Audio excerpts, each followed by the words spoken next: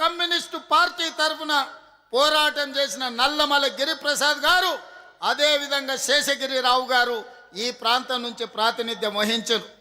ఈరోజు ఈ వేదిక మీద పువ్వాడ నాగేశ్వరరావు గారు కూడా ఉన్నారు. ఆనాడు సిపిఐ ఉద్యమాలలో పాల్గొన్న వాళ్ళు. మిత్రులారా, ఇవాళ ఒకే ఒక్క మాట నేను ఈ వేదిక మీద నుంచి మీకు విజ్ఞప్తి చేయదలుచుకున్నా. ఆనాడు బ్రిటిష్ వాళ్ళతో ఎంత ప్రమాదం ఉండేనో, ఈనాడు ఉన్న బీజేపీ అంటే బీజేపీ భారతీయ జనతా పార్టీ కాదు, ఇది బ్రిటిష్ జనతా పార్టీ. బ్రిటిషర్స్ విభజించు, పాలించు, పేదవాళ్ళను అనగదొక్కు అన్న ఆలోచన బ్రిటిషర్స్ నుంచి ఇచ్చిన ఆలోచనతోటే ఈనాడు మనల్ని అణిచివేయాలని చూస్తుంది. ఇవాళ పేదల కోసం, రైతు కూలీల కోసం, భూమి లేని నిరుపేదల కోసం యూపీఏ ప్రభుత్వంలో ఆనాడు కమ్యూనిస్టు కాంగ్రెస్ పార్టీ కలిసి జాతీయ ఉపాధి హామీ పథకాన్ని తీసుకొస్తే ఈనాడు ఆ జాతీయ ఉపాధి హామీ పథకాన్ని రద్దు చేసింది. గ్రామాల నుంచి వలసలు తగ్గినాయి. చట్టం ద్వారా గ్రామాలలో కూలీలు తమ కూలిని తాము నిర్ణయించే శక్తి జాతీయ ఉపాధి హామీ చట్టం ఇచ్చింది. ఇవాళ అదానీ అంబానీలకు కూలీలు దొరకడం లేదు, ప్రజలు వలసలు పోవడం లేదు, నగరాలు వలసలు పోయే రోజులు మారిపోయి మొన్న వచ్చిన కరోనా సమయంలో ఈ దేశంలో ఉండే పేదలను ఆదుకోవడానికి జాతీయ ఉపాధి హామీ పథకమే ప్రయోజనం చేకూరింది. ఇవాళ నరేంద్ర మోడీ ప్రభుత్వం జాతీయ ఉపాధి హామీ పథకాన్ని తూట్లు పడిసి నిర్వీర్యం చేసి ఆ పథకాన్ని రద్దు చేయడం ద్వారా మళ్ళీ రైతులు, రైతు కూలీలు గ్రామాలు వదిలి పట్టణాలకు వలసపోయే పరిస్థితి. పట్టణాలకు వలసెళ్తే మళ్ళీ వెట్టి చాకిరి వస్తుంది. అదానీ అంబానీలకు అగ్వకు సగ్వకు కూలీలు దొరుకుతారు. అందుకే ఈనాడు నరేంద్ర మోడీ గారు ఈనాడు కార్పొరేట్ కంపెనీల చేతిలో కీలు బొమ్మగా మారి జాతీయ ఉపాధి హామీ చట్టాన్ని రద్దు చేసి మళ్ళీ మల్టీనేషనల్ కంపెనీలకు మన హక్కులను తాకట్టు పెట్టే ప్రయత్నం చేస్తున్నాడు. అందుకే మిత్రులారా, ఈనాడు ఈ దేశంలో మొదటి స్వతంత్ర ఉద్యమంలో బ్రిటిషర్స్ని ఈ దేశం నుంచి తరిమినాం. దానితోని మనకు స్వేచ్ఛ వచ్చినట్టు కాదు. నిజమైన స్వేచ్ఛ, కమ్యూనిస్టులు కోరుకున్న స్వేచ్ఛ, దోపిడీ ఆగాలి, పేదలకు మేలు జరగాలి, రైతు కూలీ హక్కులను కాపాడాలి అనేదే మీ పోరాటం. ఆ పోరాటానికి అండగా నిలబడ్డది కాంగ్రెస్ పార్టీ. మీ పోరాటాలను, మీ నినాదాలను చట్టాలు, శాసనాలు చేసి ఈ దేశంలో రైతాంగాన్ని ఆదుకున్న పార్టీ కాంగ్రెస్ పార్టీ. ఈరోజు ఈ దేశంలో రాజ్యాంగాన్ని మార్చడానికి, పేదల హక్కులను కొల్లగొట్టడానికి మొన్న జరిగిన ఎన్నికల్లో భారతీయ జనతా పార్టీ 400 సీట్లు అడిగింది రాజ్యాంగాన్ని సమూలంగా మార్చాలి అని.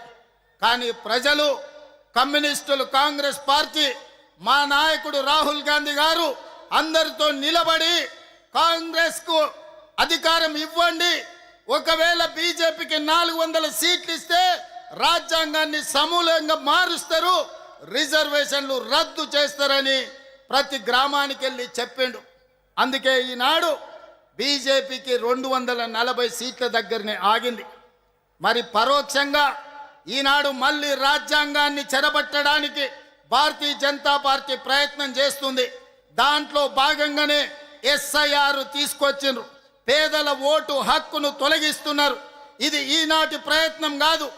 ఆనాడు భారత రాజ్యాంగం ఏ విధంగా ఉండాలో డాక్టర్ బాబాసాహెబ్ అంబేద్కర్ని చైర్పర్సన్గా పెట్టి కాన్స్టిట్యూయెంట్ అసెంబ్లీలో చర్చ జరిగినప్పుడు గోల్వాల్కర్ సిద్ధాంతం నమ్మినోళ్ళు పేదలకు ఓటు హక్కు ఉండొద్దు అన్నారు.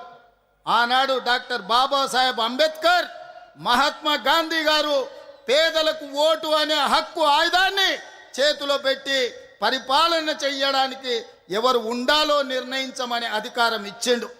మరి ఈనాడు ఆ ఓటు హక్కును తొలగించడానికి బీజేపీ ఎస్ఐఆర్ ఉపయోగిస్తున్నది. మిత్రులారా, ఈ దేశంలోనే పుట్టి, ఈ దేశంలోనే పెరిగి, ఇక్కడ చనిపోతే ఈ మట్టిలో కలిసే మూలవాసులైన ఆదివాసీలను మీ ఆనవాళ్ళు తీసుకురండి, మీ ఆధారాలు తీసుకురండి, అప్పుడే మీకు ఓటు హక్కు ఇస్తామంటే ఇక్కడనే పుట్టి ఇక్కడనే పెరిగి ఇక్కడనే ఈ అడవుల్లో ఉండే జాతులు ఎక్కడి నుంచి ఆధారం తీసుకొస్తారని నేను అడుగుతున్నా. అందుకే మిత్రులారా, ఈ దేశంలో కుట్ర జరుగుతుంది. అధికారాన్ని శాశ్వతంగా అంటి పెట్టుకోవాలని పేదల వ్యతిరేక ప్రభుత్వం భారతీయ జనతా పార్టీ ప్రయత్నం చేస్తుంది. ఈనాడు శ్రీమంతుల ఓటు ఎక్కడ పోదు, కార్పొరేట్ కంపెనీల హక్కులు ఎక్కడికి పోవు. ఈనాడు తెచ్చిన SIR భూమి లేని నిరుపేదలు రైతు కూలీల హక్కులు పోతాయి. వాళ్ళ ఓటు హక్కు పోతే వాళ్ళ రేషన్ కార్డు పోతుంది. వాళ్ళ రేషన్ కార్డు పోతే వాళ్ళకున్న ఆస్తులు పోతాయి. ప్రభుత్వం అందించే సంక్షేమ పథకం ఏది కూడా అందదు.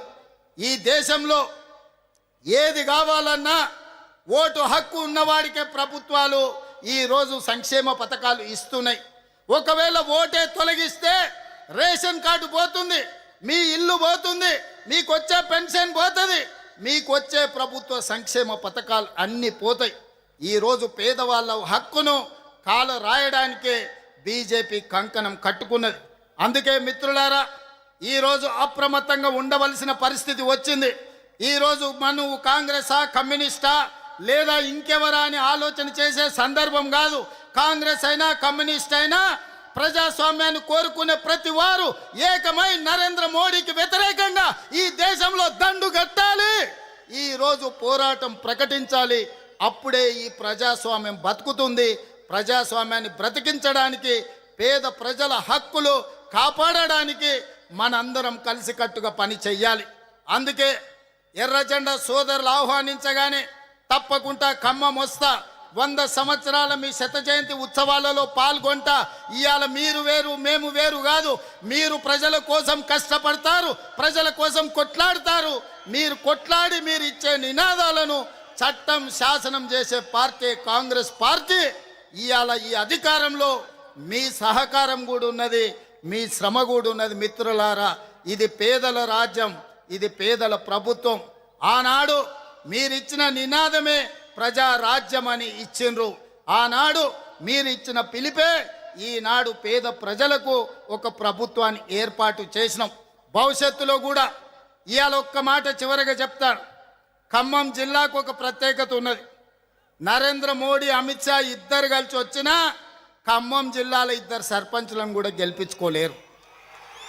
ఈ గడ్డ మీద తులసి వనంలో గంజాయి మొక్కలకు స్థానం లేదు. ఈ ఖమ్మం జిల్లా గడ్డ మీద భారతీయ జనతా పార్టీకి సర్పంచులు కూడా గెలిపించుకోలేరు.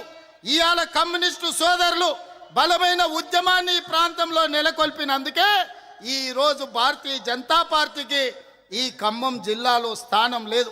అందుకే మిత్రులారా, భవిష్యత్తులో కాంగ్రెస్ పార్టీ చేయబోయే పోరాటం భారతీయ జనతా పార్టీ నరేంద్ర మోడీకి వ్యతిరేకంగా మీరందరూ కలిసి రండి. మనందరం కలిసి భారతీయ జనతా పార్టీని గద్దె దింపుదాం, రాహుల్ గాంధీని ప్రధానమంత్రిని చేద్దాం. మీ అందరి సహకారం ఉండాలి. రాబోయే 100 ఏళ్ళు పేదల కోసం మీరు కొట్లాడాలి. ఇంత మంచి కార్యక్రమాన్ని ఏర్పాటు చేసిన నిర్వాహకులకు అందరికీ కూడా మనస్ఫూర్తిగా ధన్యవాదాలు, కృతజ్ఞతలు తెలియజేస్తున్నా. All different countries and different states who are delegates are here. I wanted to congratulate my friends. You are completing your 100 years celebrations. Another 100 years you have to fight for poorest of the poor people, right? So Congress party is there to support communist friends. We are there. We have to fight against Narendra Modi. The fascist government Narendra Modi has to step down from the prime minister post. Till then, we have to fight against Bharatiya Janata Party. Thank you and everyone. ఎర్ర జెండె నీయలో ఎర్రని జెండె నీయలో